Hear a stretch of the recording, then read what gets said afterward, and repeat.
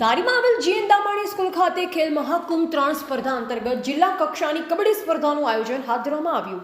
આ જિલ્લા કક્ષાની કબડ્ડીની સ્પર્ધામાં અમરેલી જિલ્લાના દરેક તાલુકાઓમાંથી ટીમોએ ભાગ લીધો। ખેલ મહાકુંભ અંતર્ગત દામાણી સ્કૂલ ખાતે ખૂબ જ સુંદર મજાનું આયોજન હાથ ધરવામાં આવ્યું, જેમાં જિલ્લા કક્ષાની સ્પર્ધામાં બહારથી આમંત્રિત મહેમાનો પણ પધારેલ, જેમાં ચેમ્બર ઓફ કોમર્સના પ્રમુખ પરેશ પટની, ભાજપના પ્રમુખ મૃગેશ કોટડિયા સહિતના પદાધિકારીઓ આ ખેલ મહાકુંભ સ્પર્ધામાં હાજર રહ્યા। વિજેતા ટીમને પુરસ્કાર રૂપે ટ્રોફી એનાયત કરવામાં આવી, તેમજ રનરઅપ્સ ટીમને પણ ટ્રોફી એનાયત કરવામાં આવી। ત્યારે આ કાર્યક્રમનું તમામ સંચાલન જીએન દામાણી હાઈસ્કૂલના પ્રિન્સિપાલ એમબી બારોડ તેમજ વ્યાયામ શિક્ષક જોઠવા દ્વારા કરવામાં આવ્યું અને આ ખેલ મહાકુંભ જિલ્લા કક્ષાની કબડ્ડી સ્પર્ધા કાર્યક્રમને સફળતાપૂર્વક પૂર્ણ કરવામાં આવ્યો।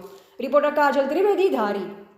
ધારીની શ્રી જીએન દામાણી હાઈસ્કૂલમાં ખેલ મહાકુંભ 3.0 અંતર્ગત જિલ્લા કક્ષાની કબડ્ડી સ્પર્ધાનું આયોજન થઈ રહ્યું છે। આજે સમગ્ર અમરેલી જિલ્લાની તમામ ટીમ શ્રી જીએન દામાણી હાઈસ્કૂલમાં કબડ્ડીની સ્પર્ધામાં રમવાના છે।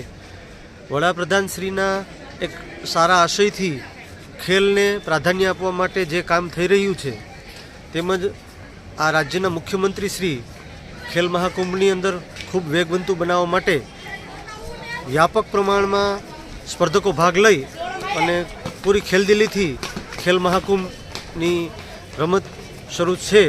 આ તકે હું તમામ સ્પર્ધકોને શ્રી જીએન દામાણી શાળા પરિવાર તરફથી શુભકામના પાઠવું છું, હાર્દિક અભિનંદન પાઠવું છું। સાહેબ, કેટલી ટીમોએ ભાગ લીધો છે? કુલ 22 ટીમ આજની તારીખે રમવાની છે, ગર્લ્સ અને બોયઝ।